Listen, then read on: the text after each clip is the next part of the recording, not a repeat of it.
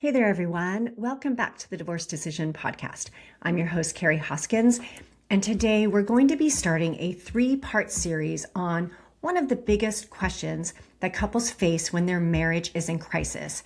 And the question is some form of, can we actually make this better? Is it possible for our marriage to heal? When couples start working with me, it is so common that one spouse wants the marriage to work, and they're willing to do the work to turn it around, and the other spouse isn't so sure. I would even go as far as to say the other spouse has like one foot out the door. So both people usually come and they'll say something like, I don't even know if it's even possible to make this better.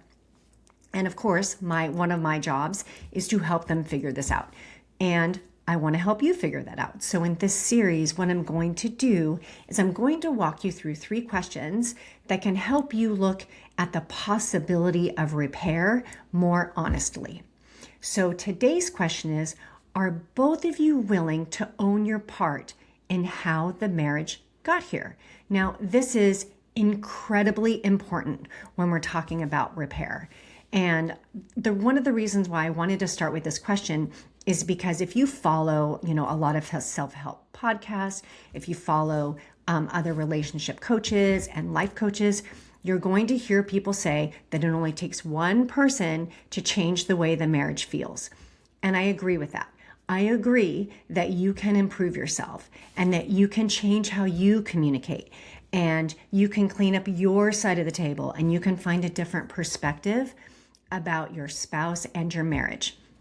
And doing all of those things are absolutely 100% going to help you feel better or differently about your marriage. And with that said, one-sided mindset and behavior change can only go so far for so long, okay? So yes, your marriage can feel better if you're just doing the work on yourself. However, for true marital repair, to be done, it's really only possible if both of you are willing to participate in what repair requires. And the first thing that repair requires is acknowledgement and ownership from each of you for your part of the dynamic. Almost everyone tells me that they are willing to take responsibility and ownership. But once we start coaching together, it becomes pretty evident pretty quickly how honest or not they are about their actual ability and willingness to take responsibility. So what I thought I'd do to help you answer this question is share with you what real ownership looks like, what fake ownership sounds like, and why this question matters so much when you are trying to figure out whether or not repair is still possible for your marriage. First, real ownership is evident when you can name your part of the marriage without immediately explaining it away.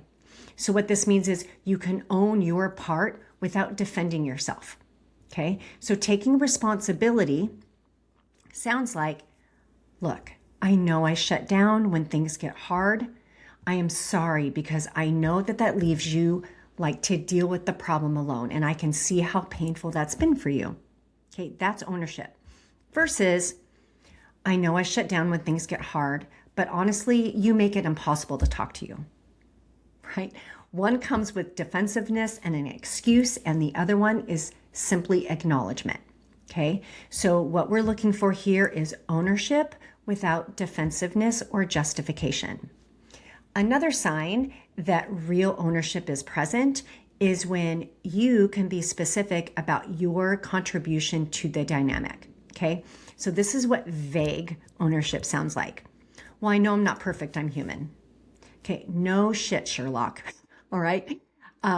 Nobody asked you to be perfect. I have never met with a couple and one of them was like, I expected perfection from you. That's not usually the case, okay? So saying something along the lines of, well, I know I'm not perfect, is not ownership. It's a cop-out. So taking responsibility means being specific. It sounds like, I know that I have avoided hard conversations in the past. I know that I've been dismissive and I get defensive when you bring up our finances and you start to stress out and worry about them out loud. I know that I let my resentment build and then I push you away with distance. I know that I criticize you instead of asking for what I need. So how is this different from the first example that I give? You are very specific about what it is that you recognize that you've done in the relationship. Okay. Now, the reason why this matters, and it matters a lot, is because you can't change what you won't name. I'm going to say that again. You can't change what you won't name. And there has to be some type of change in order for true repair to actually happen. The third sign that you are willing to take responsibility is when you can describe the actual impact that your behavior has had on your spouse and on the relationship. Now, you guys, this is huge, okay? This is not just, look, I'm sorry that I lose my temper. So saying, I'm sorry that I lose my temper is only admitting to the action. It does not show your partner that you understand why that matters. True ownership includes the impact, not just the action, because repair happens when you can acknowledge what the behavior did to the relationship. Okay? So look, when I yell, when I lose my temper, I can see now how it made you feel unsafe and it makes you feel like you can't bring things up to me. When I shut down, I can see that I leave you alone with the problem. When I lied, I can see that I damaged your ability to trust me. When I don't help you, I can see how that sends the message that your time and your exhaustion doesn't matter to me. Okay, so all of these things, that specificity and acknowledgement of the impact matters because it shows that you actually get it. It shows that you understand the hurt. It also helps reduce defensiveness in yourself and in your partner. They're going to be way more receptive to what it is you have to say. And it helps rebuild emotional safety. And all of these things are important if you want healing to happen, or if you are curious if healing can happen, even if you're not sure that you want it to, okay? And so sometimes something that will come up is someone will understand, right, that they lose their temper, they shut down, or they've lied, and whatever, but they don't understand the impact that it's had on their spouse. So if you're like, okay, look, I know that I can own these two things, but you're unsure the impact that it's had on your significant other, go ask them. Say, look, I know that this really bothered you that I lied about this thing. Can you tell me what effect that had on you? Have the conversation, ask the question.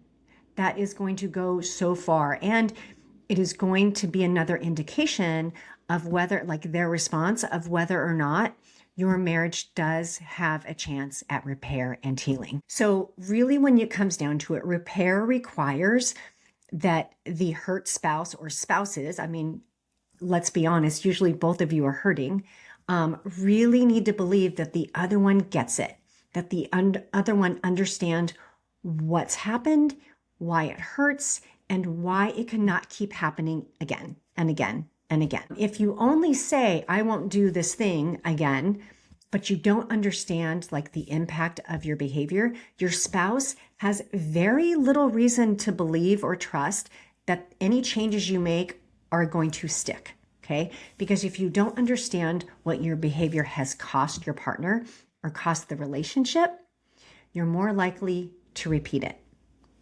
So as you think about this first question, I really want you to ask yourself, can we be specific? Can we acknowledge the impact that we've had on each other?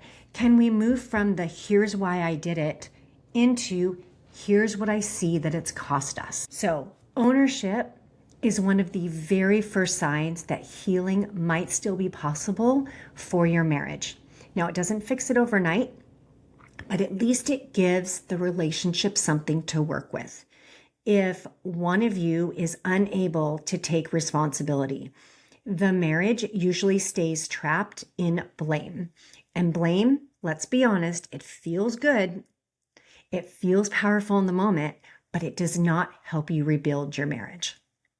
So before we go, I want to leave you with 2 questions for you to consider. And I would really encourage you to sit with these questions this week.